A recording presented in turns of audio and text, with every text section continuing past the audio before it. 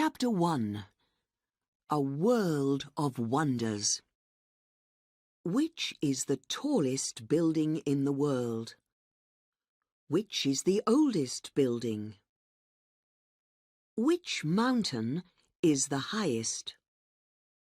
Perhaps you know the answers to these questions. Or perhaps you do not. But each of these questions has only one answer. And your answer is either right or wrong. But you can ask different questions. Which is the most beautiful building in the world? Which is the best waterfall? Which place in the world is the most wonderful? Each of us has different answers to these questions, and no one's answer is right or wrong. So, why do we ask the questions? Because the world is full of wonders, and we cannot see them all. But we want to learn about them, because perhaps one day we will see some of them. And because we like to know that they are still there. The Greek writer Herodotus asked himself these questions nearly 2,000 years ago. He described some of the wonders of the old world. Today, nearly all of his wonders have gone. Only one of his wonders is still here. Do you know what it is? The wonders in the book by Herodotus were all buildings or statues, like the Colossus at Rhodes. This tall statue, more than 30 meters high, stood at the entrance to the harbour on the Greek island of Rhodes. Another wonder for Herodotus, his oldest wonder, and the only wonder from the old world still here today, was the Great Pyramid in Egypt. When Herodotus was alive, the Great Pyramid was already an old building, 2,000 years old. And for nearly 4,000 years, the Great Pyramid was the tallest building in the world. But for us today, wonders are not all buildings. Some of them are natural, like forests, rivers, mountains, or waterfalls. These are the new wonders of the world. Of course, they are not new at all. Our forests, rivers, and mountains are older than any of our buildings. For a long time, for thousands of years, some people did not think that they were wonderful. But then we started to lose them. Now we understand that the world is always changing. Buildings fall down, rivers lose their water, and forests burn. Because of this, it is important for us to learn about the wonders of the world. If we are not careful, we will lose them. Only one of the old wonders is still here today, after more than 2,000 years. In the next 11 chapters, you can read about some natural wonders and some wonders that were made by people. Are they the greatest wonders in the world today? What do you think?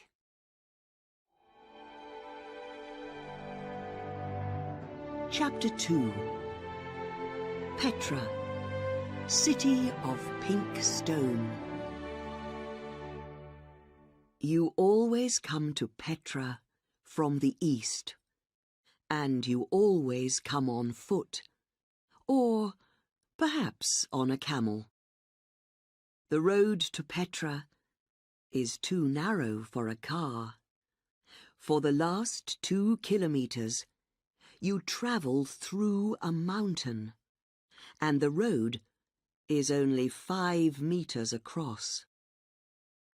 But the walls on both sides of the road are hundreds of meters high.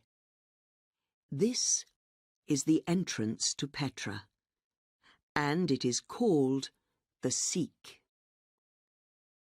When you visit Petra, you walk through the Seek. And when you come to the end of the Seek, you see the most beautiful building in the world. It is called the Khazna, the treasury. It is tall and it is made of pink stone. But you can only see the front of the Khazna. The rest of the building is inside the mountain. People made the building 2,000 years ago, but they did not build it.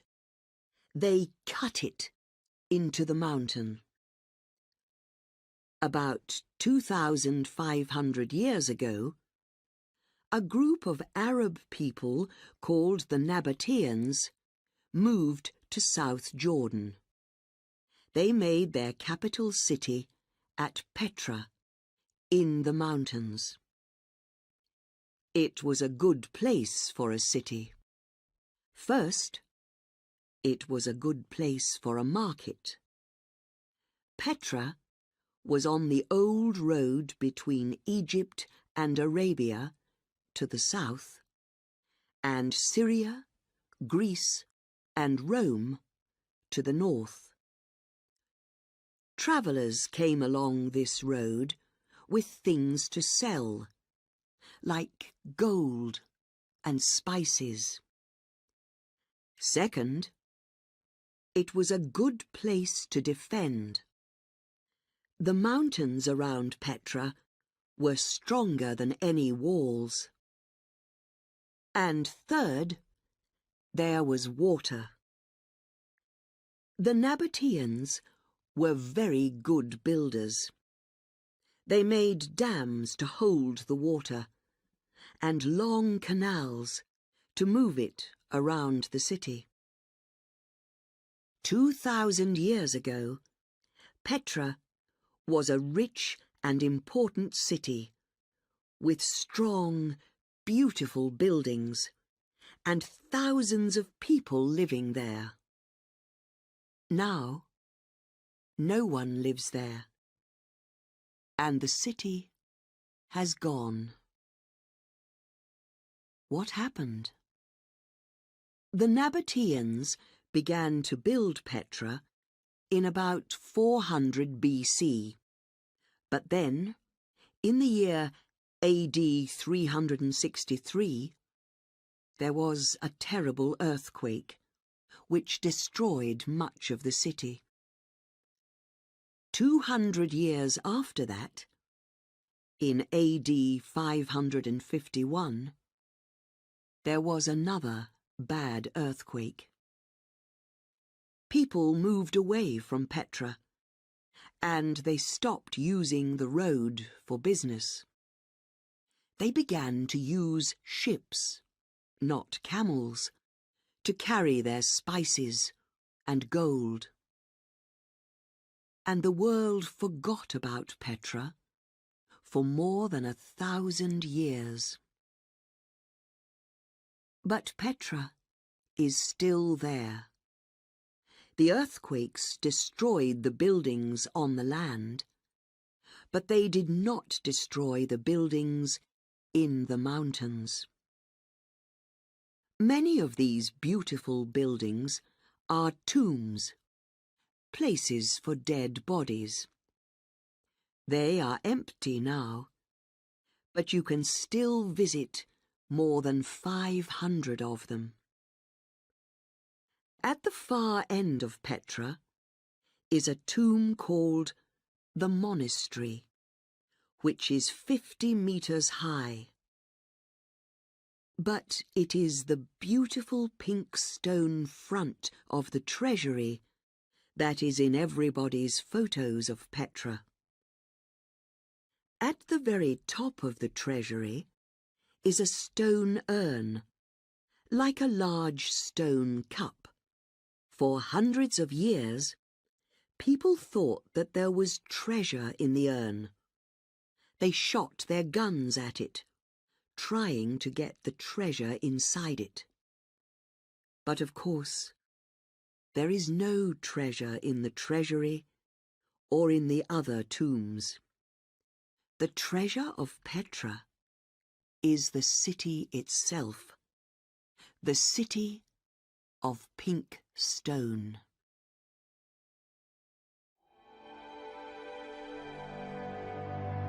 Chapter 3. The Serengeti Migration. It is a wonderful thing to see. Every year, 1.5 million wildebeest leave their home in South Serengeti and travel north. For the next 8 months, they will be away from home, always moving, travelling in a great circle.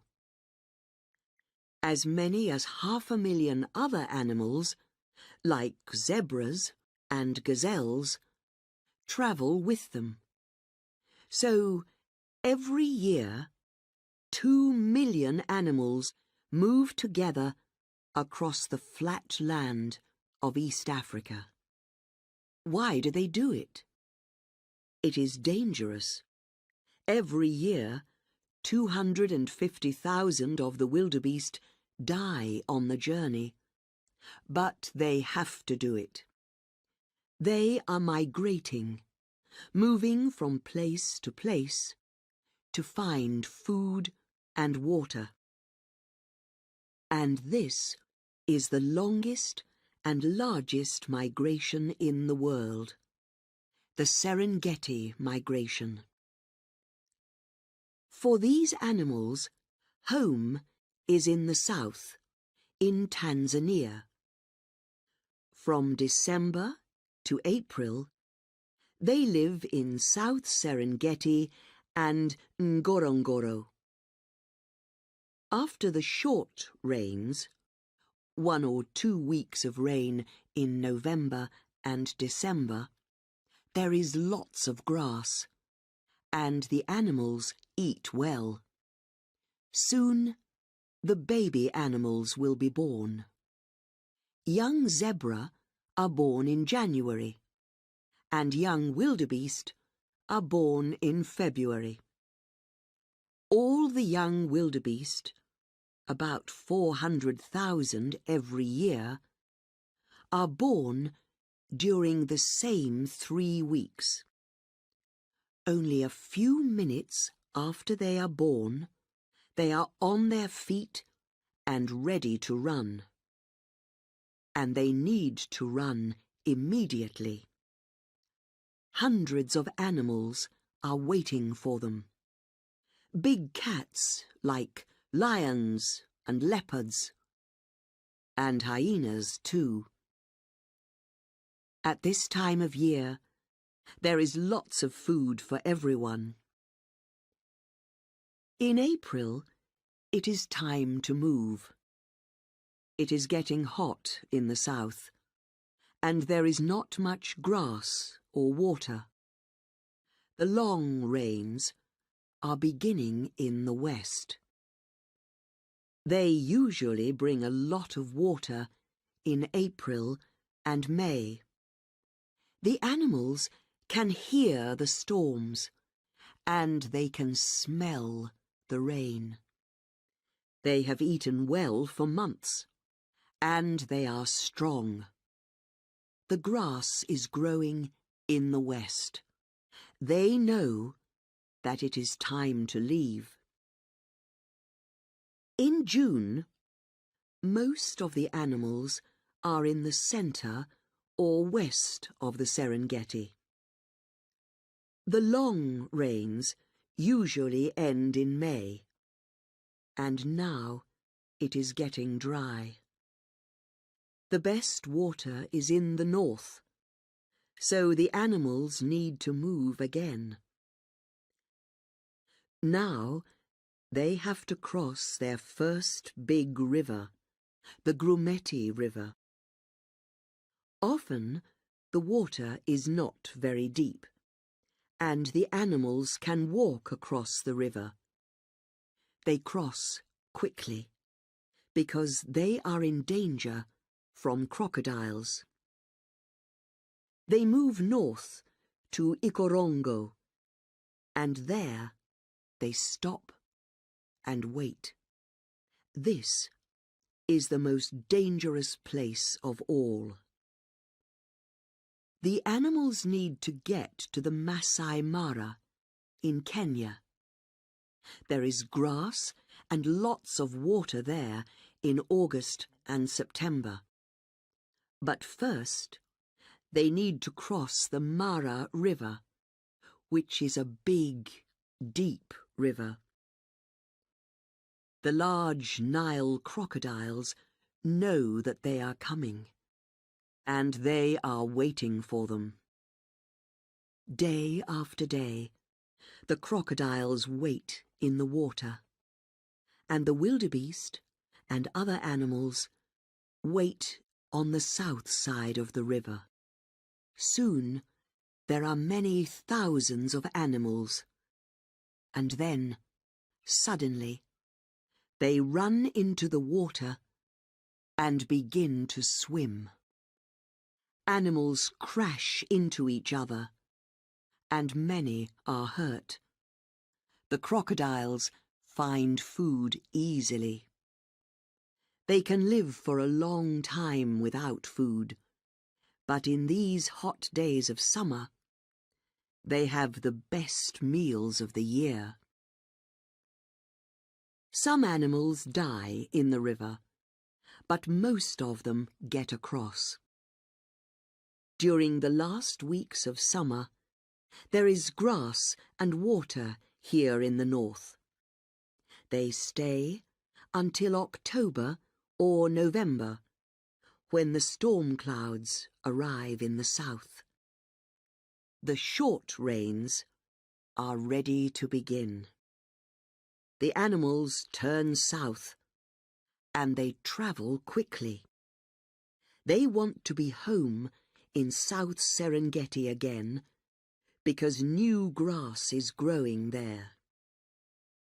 They will stay there until April, when the great Serengeti migration begins again.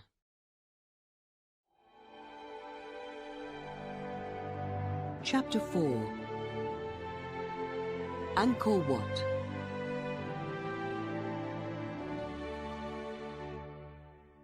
If you look at the center of the Cambodian flag, you will see a picture of a building. It is the most famous building in Cambodia, and one of the most beautiful buildings in the world. It is called Angkor Wat.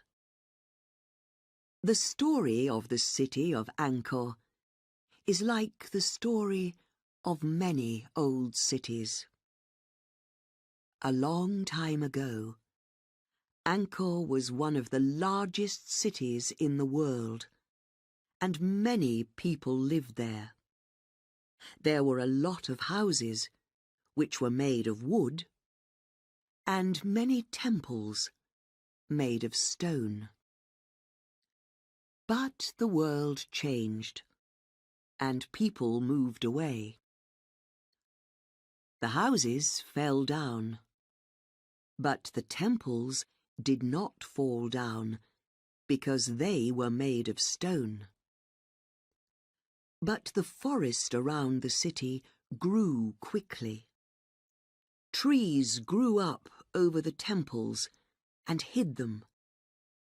Only one temple, Angkor Wat, could defend itself against the forest. Angkor Wat had canals full of water around it, on all four sides, and the forest could not cross the canals. The forest destroyed many of the temples in Angkor, but it did not destroy Angkor Wat. Angkor Wat was for some time the temple and capital city of one of the old Khmer kings. From AD 802 to 1431, they were kings of the country which was later called Cambodia. We know very little about that time because there are no old Khmer books about it. The only person who described Khmer life was a Chinese traveller, Zhu Daguan, who visited Angkor in AD 1296. He wrote about the different temples and about the Khmer people and life in Angkor. But we still have the temples. We have learned a lot from them because they are full of pictures. The Khmer kings thought that they were gods, not men like other people. And because they were gods, they thought that they could never die. So the kings built large temples with pictures of their gods and of themselves. The first kings built their temples for the Hindu god Shiva. In about AD 1150, Angkor Wat was built by King Suryavarman II for another Hindu god, Vishnu. And the people who built Angkor Wat cut pictures into the stone walls of the temple. There are pictures from Hindu stories, from the Ramayana and the Mahabharata, and there are pictures of King Suryavarman and of his life in Angkor. And there are also pictures from Buddhist stories. After the death of King Suryavarman II, a later king changed Angkor Wat into a Buddhist temple. But, like all the temples in Angkor, it was built as a Hindu mountain temple. Mountain temples were built to look like Mount Meru, the home of the Hindu gods. The 5 towers of Angkor Wat are the 5 mountain tops of Mount Meru. The walls of the temple are the smaller mountains around Mount Meru. The canals around the walls are the seas around the mountains. And, like a real mountain, it is hard to climb to the top of the temple at Angkor Wat. There is a lot to see in Angkor. Angkor Wat is the most famous of the temples. But the favourite temple for many people is a few kilometres away at Ta Prohm. The trees that grew up over the temple at Ta Prohm are still there, just like they were hundreds of years ago. The kings of Angkor were rich and strong, but they have all died, and their temples will all fall down. In the end, nothing is as strong as the forest that grows around Angkor.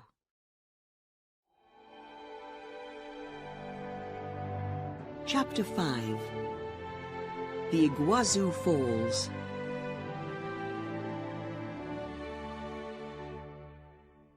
The south of Brazil meets the north of Argentina at the Iguazu River, called Iguaçu in Brazil.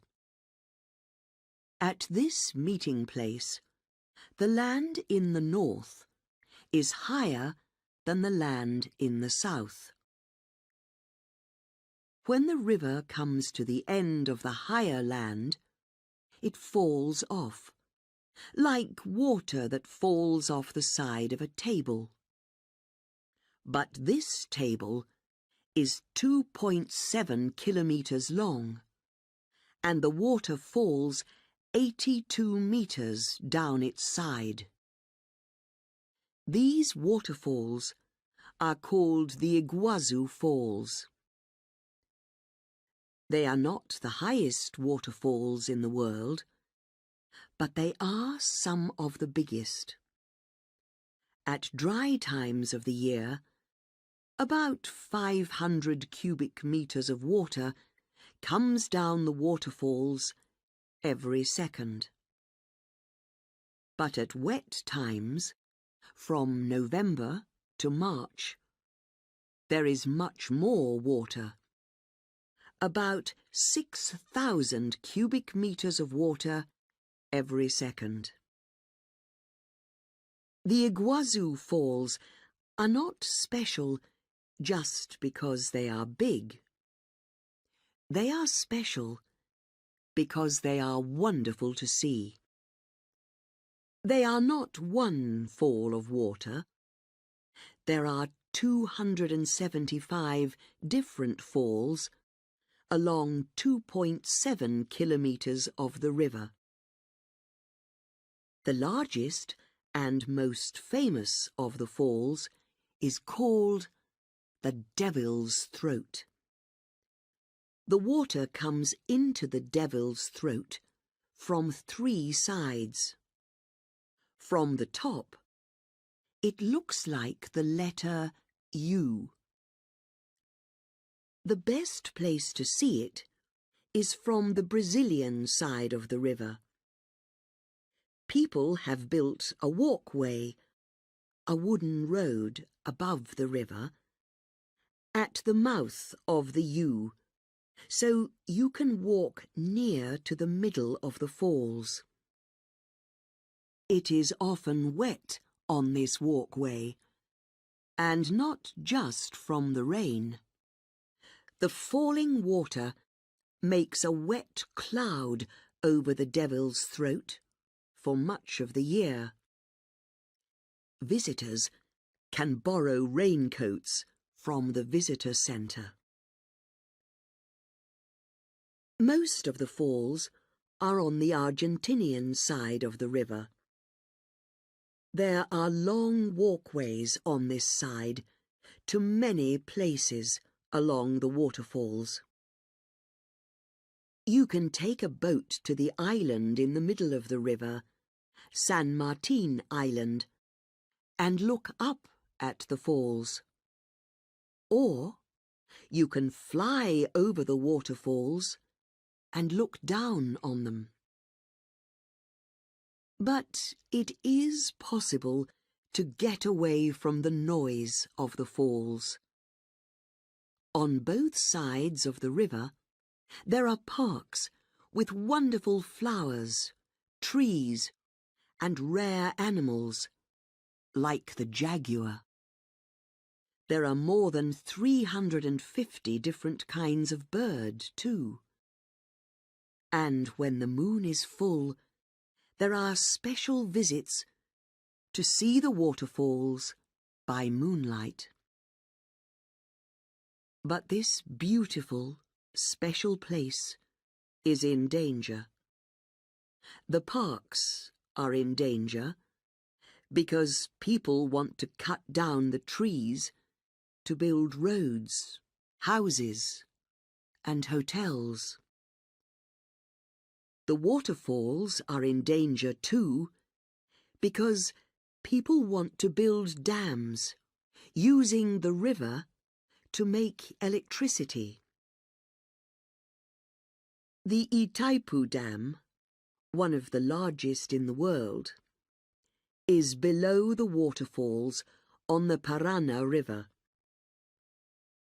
But there are 5 dams above the waterfalls. The nearest, the Governor Jose Risha Dam, is only 20 kilometers away, and there are soon going to be more.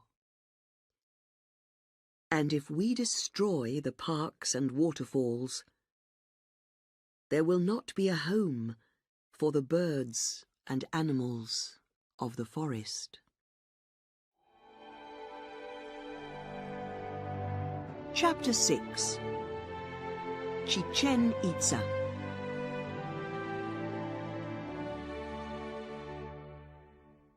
There are good days to visit places, and there are bad days.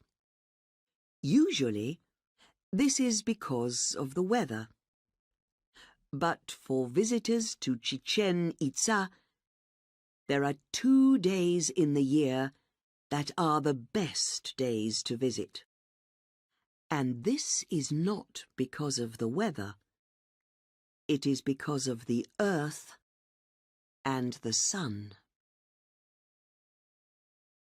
The city of Chichen Itza was built by the Maya people of Yucatan in Mexico over 1,000 years ago. The Maya were very interested in numbers and in astronomy, learning about the stars. Their buildings were beautiful and very clever too. In Chichen Itza, there is a temple called the Pyramid of Kukulkan. On 2 special days every year, thousands of people come to Chichen Itza.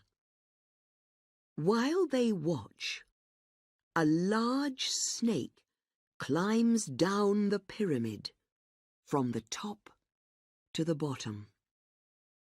Of course, it is not a real snake. It is a snake made of sunlight and shadows. It works like this.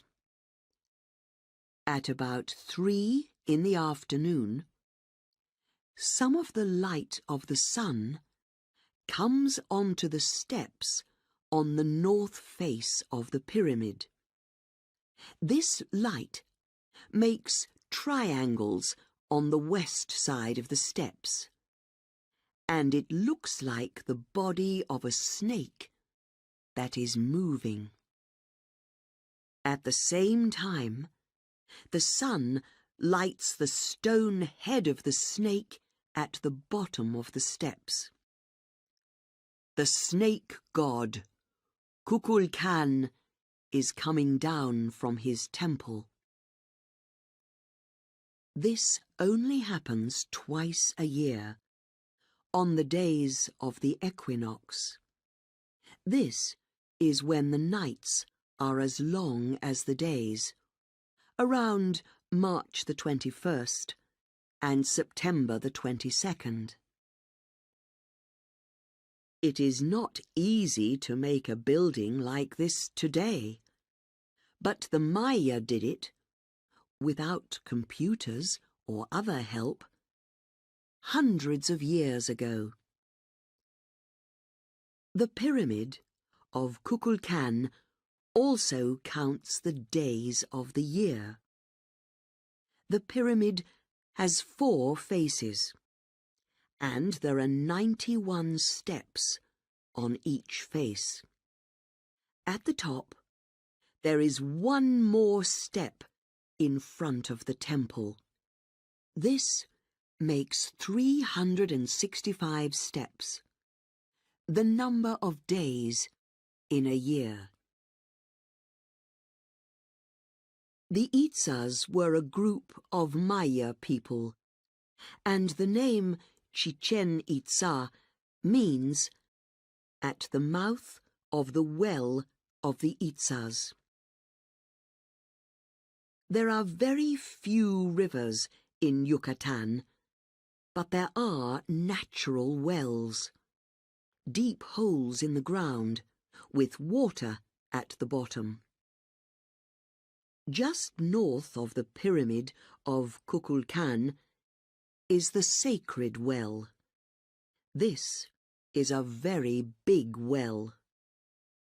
It is 60 meters across, and it is 27 meters from the top of the well down to the green water. Now the water is still. But this was not always a quiet place. The Maya sacrificed people here. They killed them to please their gods. To do this, they threw men, women, and children into the well, and they died there. The Maya liked to sacrifice people, and they liked sport too. They played something like football in the great ball court at Chichen Itza.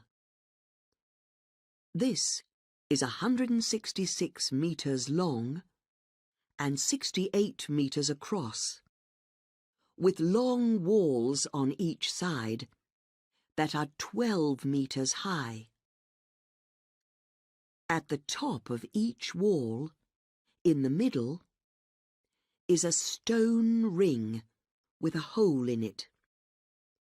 We think that the players had to hit the ball through the hole, but they could not use their hands or feet. It was important to win. When they finished playing, the winners sacrificed one of the losing players.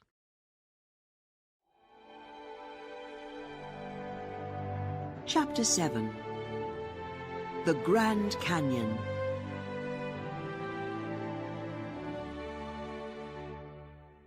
When you visit a mountain, you arrive at the bottom and you look up at the mountain. But when you visit a canyon, you can often arrive at the top and look down into the earth. And when you look down into the Grand Canyon, you look down a long way. At the bottom, which in most places is about 1.2 kilometers below you, you see the Colorado River. But when you look at the tall, red sides of the canyon, you are looking at a wonderful story. The story of how the earth was made. The Spanish word Colorado means full of color. This describes the Grand Canyon very well. It is not the river that is full of color. It is the canyon itself. Its walls are made of layers of stone, some red, some yellow, and some brown or orange. Each layer of stone lies on top of the other layers, like a great sandwich. And this is how the canyon was made, just like a sandwich. But this sandwich began nearly 2 billion years ago. At that time, the world was a very different place. No animals lived on the land, and there were only a few in the sea. The land was different, too. Where North America is now, there was a large piece of land called Laurentia. Then, some new islands, made of very hard stone, pushed up out of the sea. Slowly, during about the next 200 million years, they moved across the sea. In the end, they crashed into Laurentia and stayed there. They were the first layer, the bottom layer, of the sandwich. Now, we call them the Vishnu basement rocks. There are nearly 40 different layers of rocks in the walls of the Grand Canyon. We usually describe them in 3 groups of layers: the Vishnu basement rocks, the Grand Canyon supergroup rocks, and the layered Paleozoic rocks. Paleozoic means old life. The second group, the supergroup, was even slower than the first.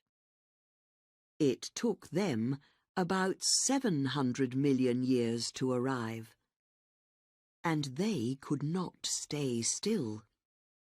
They moved around and fell over, slowly, until the next group of rocks arrived.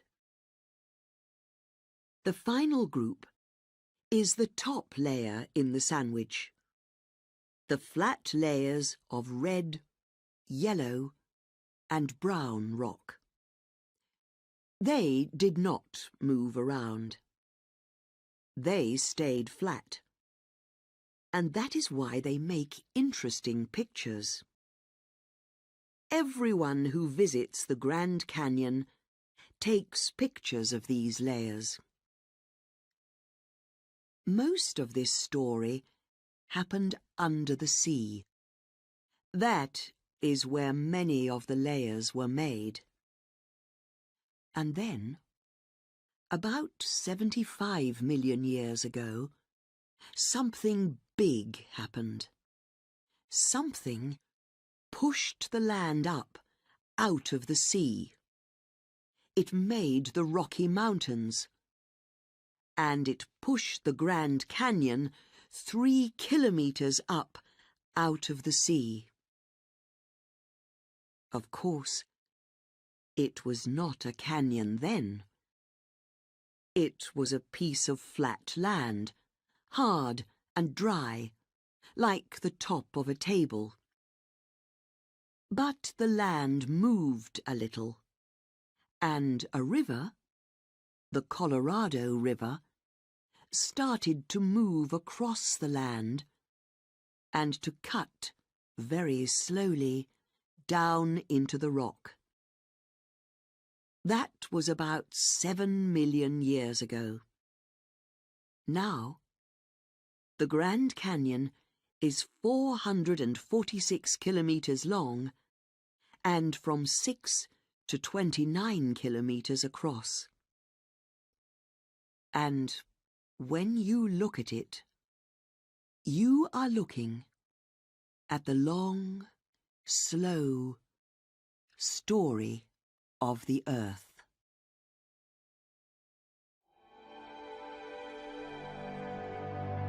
Chapter 8. The Alhambra.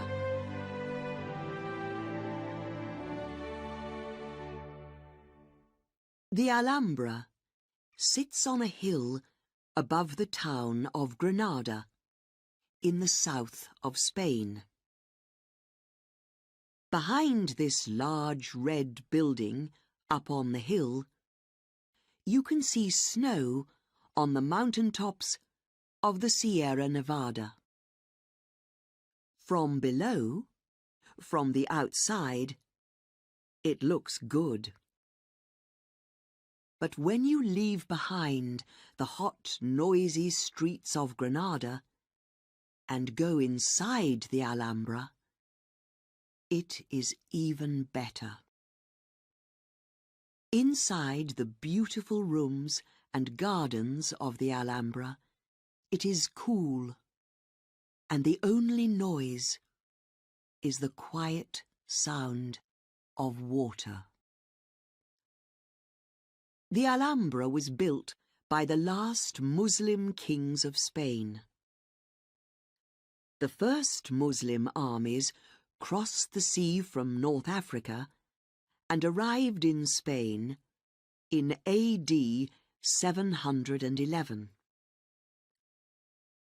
In less than 10 years, nearly all of Spain and some of France belonged to them. Only a small piece of the north of Spain, Asturias, was still Spanish. But the Spanish did not stop fighting. Slowly, they pushed the Muslim armies back to the south.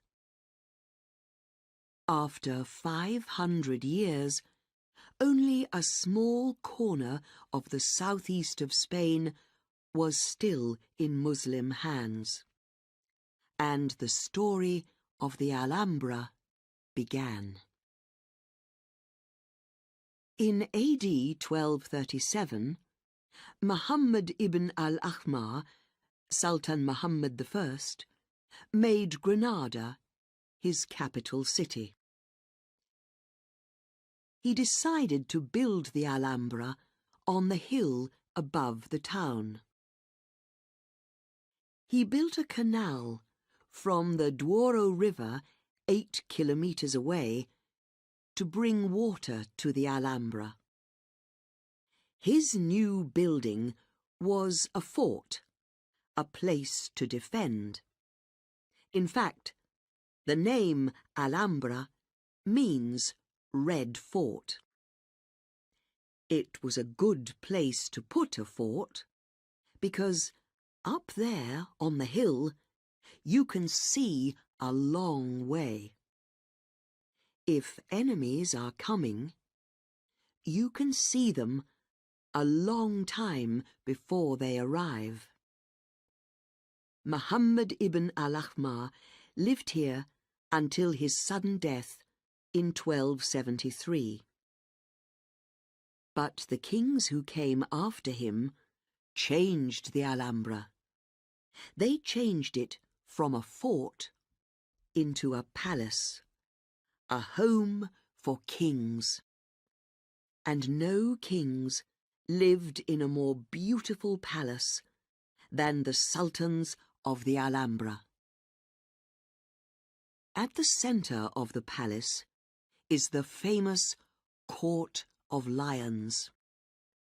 This is an outside room full of sunlight and shadow. At the centre of the court, in the sunlight, is a fountain with stone lions around it. Long, narrow canals take water across the floor to and from the fountain. Around the sides of the court are more than 100 thin columns of stone. You can walk in the shadow of the columns and listen to the water that falls from the fountain. And you can think of the words that are on the fountain, words of the writer Ibn Zamrak. Water and white stone look the same, and we cannot know which of them is moving. The rooms and gardens of the Alhambra are places to sit and look and think. In the hall of the Abencerrajes, when you look up, you see a great white star with 8 arms. Light comes through the windows under the star. You think that the star is flying in the sky, not resting on the 4 walls of the room below it.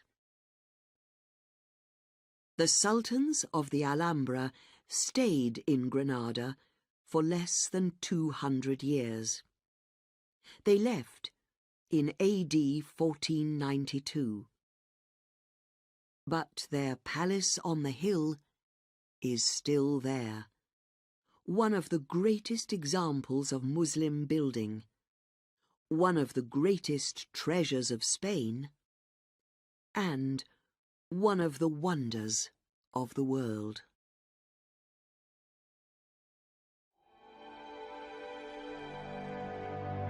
Chapter 9. The Lights of the Aurora. On the night of the 2nd of September, 1859, the dark sky over Europe and North America was suddenly full of light. The light did not come from the sun or the moon, and it had a strange colour. The light moved across the sky, coming and going like clouds in a strong wind. In the United States, a man in Boston was using the telegraph to speak to a man in Portland, 160 kilometres away. They both turned off the electricity for the telegraph, but they could still speak to each other for the next 2 hours. The electricity was coming from the light in the sky. How was this possible? And what was this light in the sky? The light is called the aurora. Usually, you can see it only at the very north of the Earth, where it is called the aurora borealis, or northern lights, or at the very south, where it is the aurora australis, or southern lights. But in 1859, something happened in the sun, a very large storm, and it moved the aurora across the middle of the Earth. We do not think that this ever happened before 1859, and we know that it has not happened since then.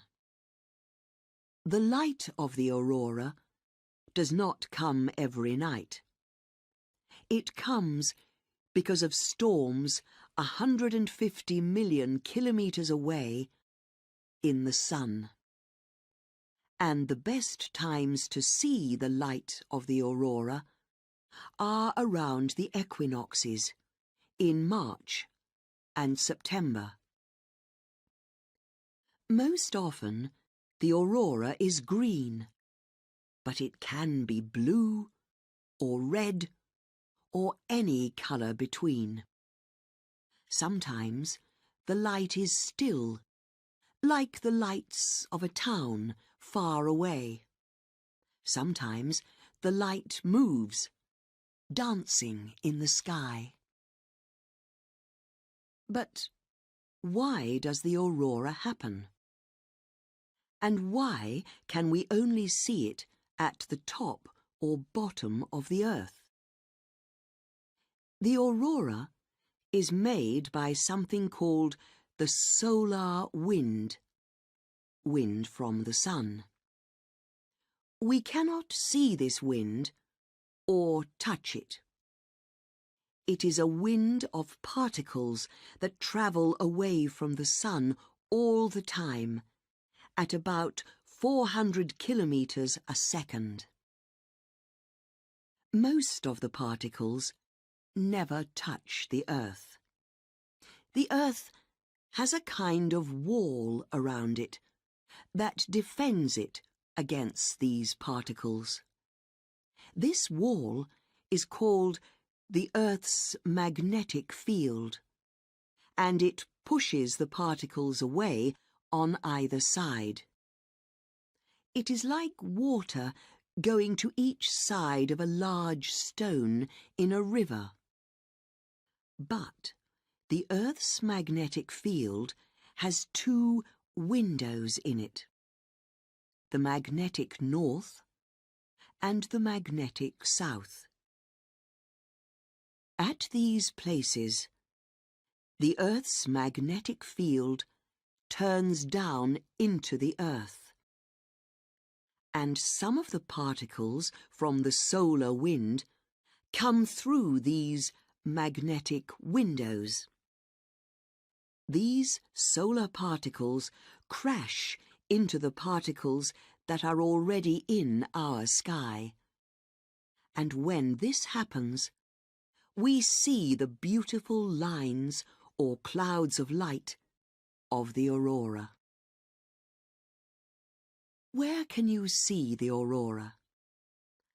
Alaska is a good place to see the aurora borealis, and you can also go to places like Iceland, Siberia, the north of Greenland, Norway, Sweden, and Scotland. To see the aurora australis, go to the south of Australia, Tasmania, or New Zealand. People travel thousands of kilometers to see the aurora, and they can never be sure that it will happen. But people who do see it say that they will never forget it. So, if you are ready to wait in the cold, and if you are lucky, perhaps you too will see the aurora when it dances across the sky.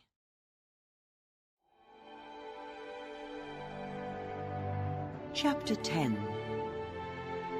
Kyoto.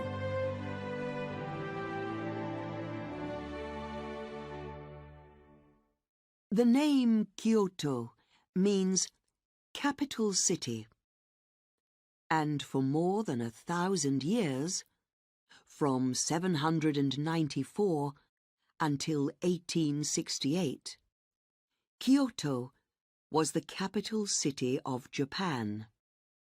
For many people, it is still the most important city in the country. But Kyoto is two cities, a new one and an old one, in one place. The new Kyoto is a busy, noisy, modern city, just like so many cities around the world. The old Kyoto is a quiet place, with its gardens and its temples made of wood. And the old city is still alive. In Kyoto, the old and the new live together, hand in hand. If you want to visit Saihoji, one of the old Buddhist temples, you must do more than just pay money. You must sit quietly for some time, then say or write Buddhist prayers before you can go in. This temple has a moss garden, which was made by the famous Japanese gardener Musō Soseki in 1339. The garden is cool, green, and beautiful. In old Kyoto, natural things are as important as things made by people. So the gardens are as important as the temples. If you want to see the temples at their best, then you have to see the gardens at their best. And the two best times to see the gardens are in the spring and in the autumn. In the spring, during April, the cherry trees come into flower. This is the best time to visit Kiyomizu-dera. This wooden temple was built on the side of a hill, and it was made without any nails. The front of the temple has tall wooden columns. You can stand here and look at the pink and white flowers of the hundreds of cherry trees. From here, you can see a lot of the city of Kyoto too.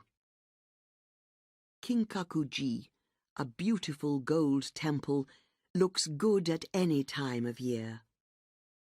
In the spring, the cherry trees are in flower. In the autumn, the leaves on the trees change colour. They are now red, yellow, and green. And in the winter, everything is white when the snow falls. This temple was built by Shogun Yoshimitsu to be his home in 1397, but his son changed it into a temple. Fire has destroyed the temple 3 times. The last time in 1950. But each time the temple is built again, and the place is as beautiful as ever. The most famous garden in old Kyoto has got no flowers or trees at all. This dry garden, in the temple of Ryoanji, is made only of stones. But it is a very important place to Buddhists. The garden is 30 meters long and 10 meters across, and it has a little wall around it. In the garden, there are 15 large stones with moss around them in a bed of small white stones. Every day, the gardener of the temple makes lines in the small white stones, circles around the large stones, and lines between them. The large stones are in 5 groups, and it is only possible to see 14 stones at the same time. One stone is always hiding behind the others. It is possible to see the last stone, say the Buddhists, but only after you have sat still for a very long time.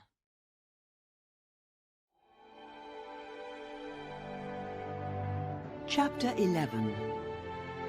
The Great Barrier Reef.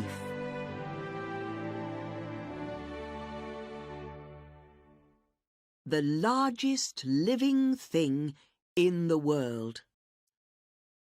That is how many people describe the Great Barrier Reef.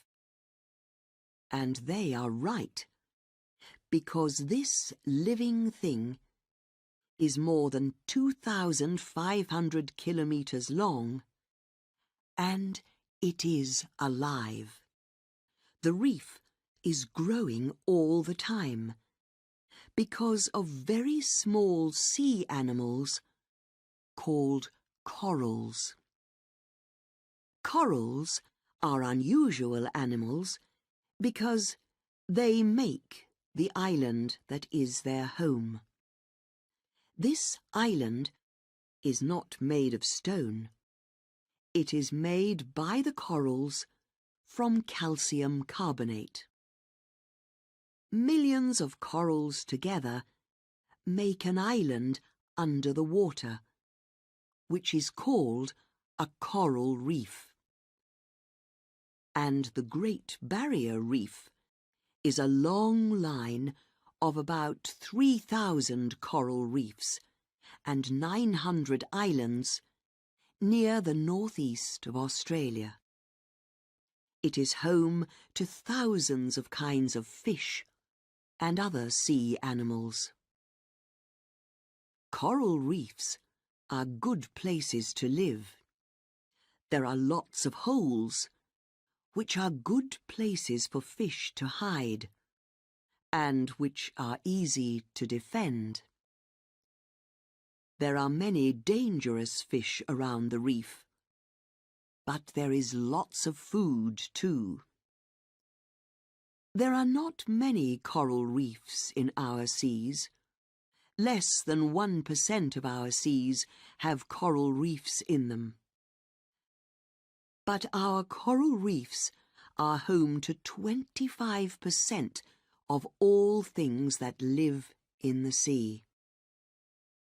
And the important thing is this: coral reefs are beautiful places. Corals need seawater, but they also need sunlight. Because of this, corals do not usually live in deep, dark water. They prefer water that is less than 150 meters deep. So, the water around a coral reef is warm and full of light and life. Millions of visitors come to the Great Barrier Reef every year to see the beautiful reefs and sea animals. Some of the sea animals on the Great Barrier Reef are very rare. One of these is the sea cow, also called the dugong. Just like cows that live on the land, the sea cow eats grass, but it is a kind of sea grass that grows under the water. It is called a cow, but there is another land animal that is more like it.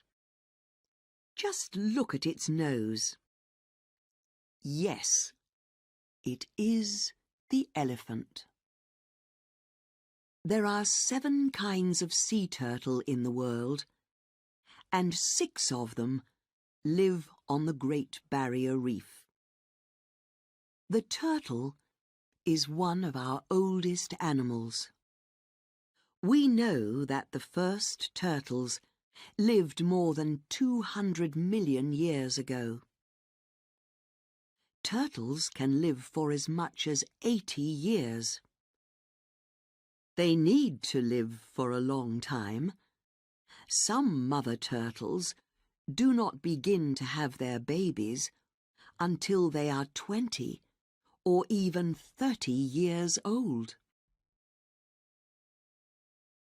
The Great Barrier Reef is one of the great natural wonders of the world. But, like other coral reefs, it is in danger. One of the dangers is natural. It is an animal called the crown of thorns starfish, which eats corals. Is this a big danger?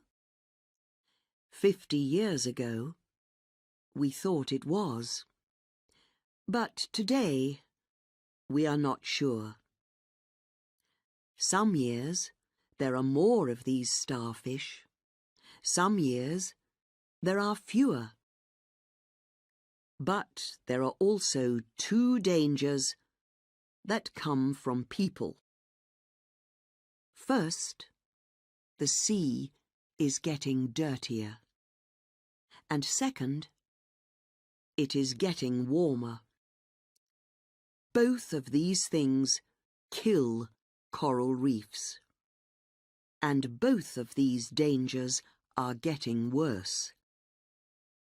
Will people destroy the largest living thing in the world?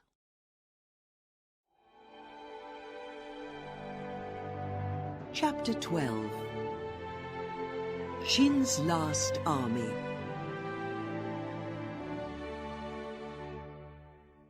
In 1974, some workers were making a well in the ground near Xian in China.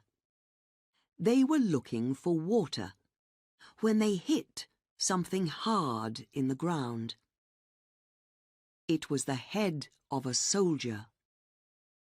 Not a real soldier, but a soldier made of terracotta. They took the soldier out of the ground. He was 2 meters tall, and he was beautifully made. And he was not alone.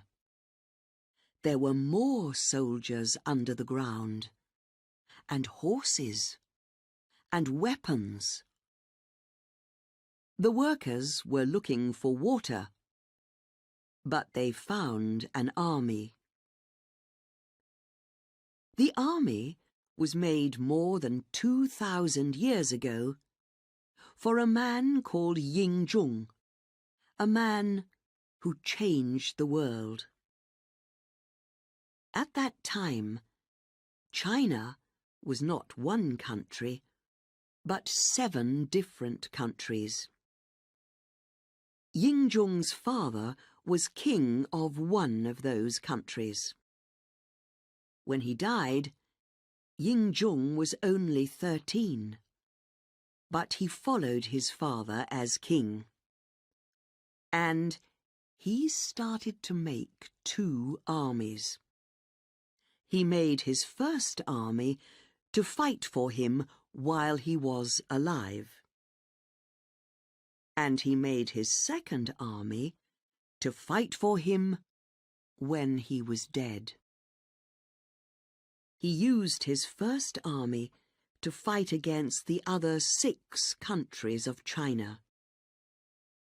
After 25 years, in 221 BC, he was an emperor, a king of many countries. He changed China from 7 countries into 1 country, the country that it still is today. And he changed his name. His new name was Qin Shi Huangdi, the first emperor of China. But his second army was not ready yet. This army, the Terracotta Army, took more than 30 years to build. And he used 700,000 people to build it for him. They made more than 8,000 terracotta soldiers, each one with a different face, each one like a real person. And they gave each soldier real weapons to defend their emperor. They made horses for the soldiers to ride. They made people to play music for him, and dancers to dance for him, and birds to fly around his head. And when they were ready, the emperor put them all into the ground around his tomb. We know that this is true because we have found some of these things under the ground. Many of them are still under the ground. By 2010, nearly 1,900 of the soldiers were out of the ground. The rest are waiting for us to bring them out. We have found the soldiers who defend the tomb, but we have not opened the tomb itself. Not yet.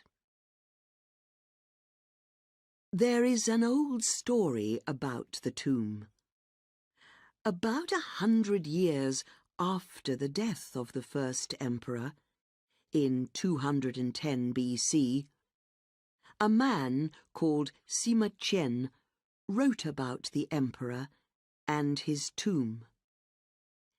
He said that the tomb was as big as a city, with streets and houses, and an army to defend it.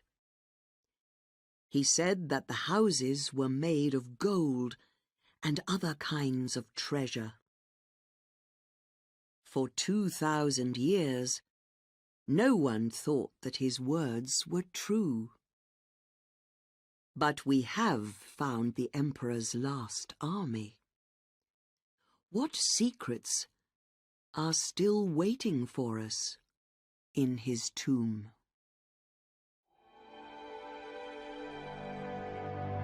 Chapter 13. Tomorrow's Wonders.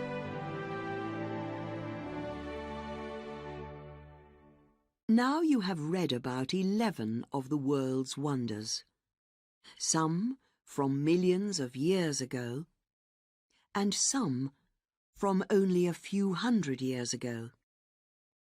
Of course, there are hundreds of others, and everyone has their favourites. 100 years from now, what will the favourites be? The Millau Bridge, more than 300 metres high, in the south of France. The Palm Islands of Dubai. The statues of Easter Island. The Channel Tunnel, which goes under the sea between England and France. The Three Gorges Dam in China. Or something newer still. Nobody knows. But we do know one thing. People will never stop making new and wonderful things.